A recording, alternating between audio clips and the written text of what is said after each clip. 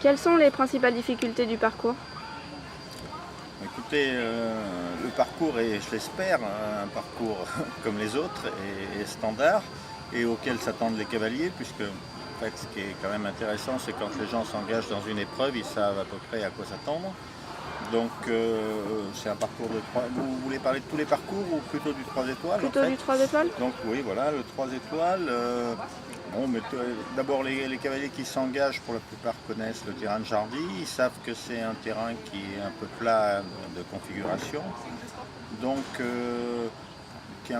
étant un peu plat de configuration, on utilise bien sûr les quelques buts qu'il y a, mais aussi on fait des combinaisons assez techniques parce que quelquefois, bon, vous avez un terrain très dénivelé, comme des terrains par exemple comme Vittel ou tout ça. Bon, vous savez qu'il y a des problèmes d'équilibre, de conditions qui se posent pour les chevaux et qui font déjà une première sélection. Donc on insiste quelquefois un peu moins sur le côté technique. Bon, à Jardy, on a un terrain plat, mais donc on fait des combinaisons assez techniques. Il y a une alternance comme dans tous les parcours, hein. Il y a des gros sauts puisqu'on a des obstacles qui ont servi aux championnats d'Europe à Fontainebleau qui sont là. Donc qui sont des gros sauts qu'on emploie d'ailleurs en obstacles isolés.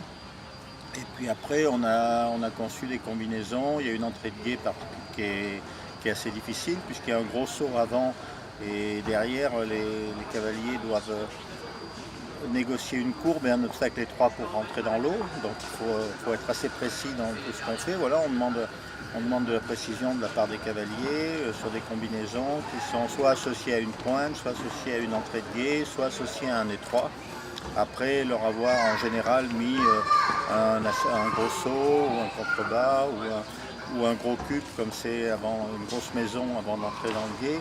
Et voilà, il y a des cavaliers qui, quand ils sautent un gros obstacle comme ça, des cavaliers et des chevaux d'ailleurs, les deux, qui retrouvent instantanément leur équilibre et leur place dans la selle et des aides précises.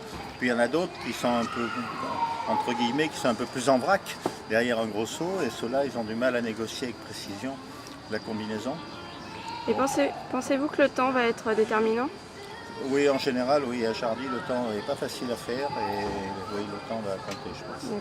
Vous attendez à peu près combien de sans faute? Ah, je sais pas, moi je fais des pronostics après en général. D'accord.